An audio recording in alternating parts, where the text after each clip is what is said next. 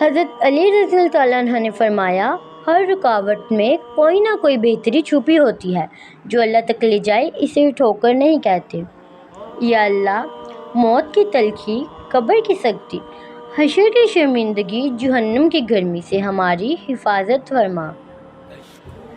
رسول اللہ صلی اللہ علیہ وسلم نے فرمایا، اللہ تعالیٰ فرماتے ہیں، میرے ذکر کے لیے وقت نکالو، میں تمہارے کام میں برکت عطا کروں گا، ورنہ دنیاوی کاموں کی کثرت تم پر اس قدر مسلط کر دوں گا کہ تمہیں فرصت ہی نہ ہوگی اور سکون سے محروم رہو گے۔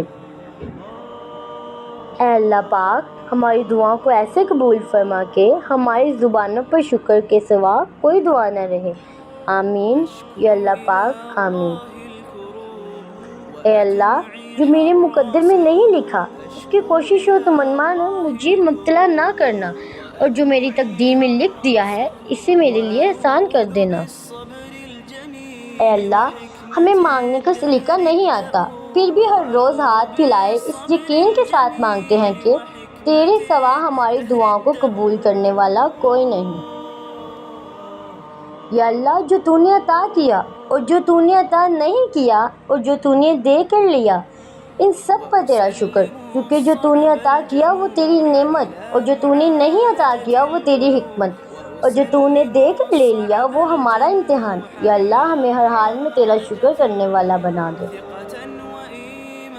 اسلام اسکول ہے، دنیا کلاس ہے، ہم اسٹوڈنٹ ہیں، قرآن سلیبس ہے، نماز پریکٹیکل ہے، محمد صلی اللہ علیہ وسلم استاد ہیں، اللہ سبحانہ وتعالیٰ امتحان لینے والا ہے، قیامت امتحان کا دن ہے، بس امتحان میں پہلی پوزیشن لینے کی کوشش کرو۔ اللہ کریم ہم سب کو اس امتحان میں کامیاب و کامران کرے، آمین۔ مت بھول اپنی موت کو، خدا کو، دوسرے کے قرض کو، اپنے وعدے کو، ماں باپ کی نصیحت کو، زندگی کے صحیح مقصد کو، عزیز و اقارب کو، صلہ رحمی کو۔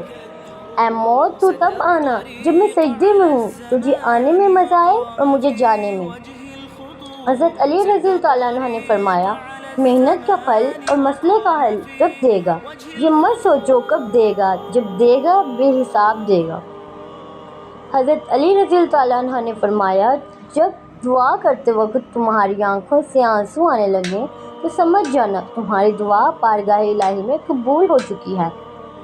حضرت علی رضی اللہ تعالیٰ عنہ نے فرمایا، جب دل تھک جائے تو جان لو کہ آسمان سے تمہاری مدد کے لیے قبولیت کا کوئی نہ کوئی دروازہ کھلنے لگا ہے۔ کتنے احسان ہیں خدا کے ہم پر، کبھی پڑھ کر سورۃ رحمان تو دیکھنا۔ اللہ کو بتایا کرو اپنے دل کی کیفیت، اسے بتایا کریں کہ آپ کیا محسوس کر رہے ہیں، کتنی تکلیف میں ہیں۔ آپ یقین کریں وہ بہت پیار سے سنے گا۔ اس کے سامنے رو لینے سے ہی آپ کے دل میں سکون اترے گا، بے شک وہ دلوں کا ہمراز ہے۔ استغفار کی برکت۔ استغفر اللہ العظیم۔ نبی کریم صلی اللہ علیہ وسلم نے ارشاد فرمایا، جس نے استغفار کو لازم پکڑا، اللہ اس کے لیے ہر تنگی میں سے سہولت کا راستہ نکالیں گے، ہر غم میں آسانی ہوگی، اور اللہ اسے وہاں سے رزق دیں گے جہاں سے اسے وہم و گمان بھی نہیں ہوگا۔ درود شریف۔ ہر عبادت کا پتہ نہیں ہوتا کہ وہ قبول ہے کہ نہیں، مگر درود شریف ایسی عبادت ہے جو ادا ہوتے ہی قبول ہو جاتی ہے۔ ایک سورت کی تعریف کے لیے 114 صورتیں اتار دی گئی۔ اللہ کی محبت۔ اللہ کی محبت کا سفر بہت حسین ہے۔ جو اس سفر کا مسافر بن جاتا ہے، پھر اللہ اس سے بھی اندر باہر سے حسین کر دیتا ہے۔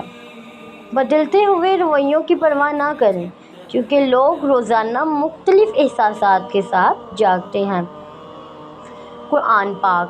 السلام علیکم ورحمۃ اللہ وبرکاتہ۔ اور جب دل بھاری ہو جائے تو قرآن پاک پڑھ لیا کریں، کیونکہ اس کلام میں جسمانی بیماریوں کے ساتھ ساتھ درد دل کی دعا بھی موجود ہے۔ کردار کھلتے ہیں تو پتہ چلتا ہے، باتوں سے تو ہر شخص پارسا ہے۔ حضرت عمر رضی اللہ تعالیٰ عنہ، اگر سادہ یا پرانے کپڑے پہننے سے عزت میں کمی آتی تو 17 پیوند لگی قمیض والے حضرت عمر رضی اللہ تعالیٰ عنہ 22 لاکھ مربع میل کے حکمران نہ بنتے۔ دین۔ اگر مسجد میں نماز کے دوران پچھلی صف سے بچوں کی آوازیں نہ آئیں تو اگلی نسل کے دین کی فکر کرو۔ اصلی مرد حالتوں سے لڑتا ہے اور کمزور مرد گھر کی عورتوں سے، اور مخلص عورت مشکل حالات میں مرد کے ساتھ کھڑی رہتی ہے اور مطلبی چھوڑ جاتی ہے۔ کچرے میں پڑی روٹیاں روز یہ کہتی ہیں کہ پیٹ بھرتے ہی انسان اپنی اوقات بھول جاتا ہے۔ شکر ہے کہ موت سب کو آتی ہے، ورنہ امیر تو اس بات کا بھی مذاق بنا لیتے کہ غریب تھا اس لیے مر گیا۔ تقریباً 18,000 مخلوقات میں صرف انسان ہی پیسہ کماتا ہے۔ کوئی مخلوق کبھی بھوکی نہیں رہتی اور انسان کا پیٹ کبھی نہیں بھرتا۔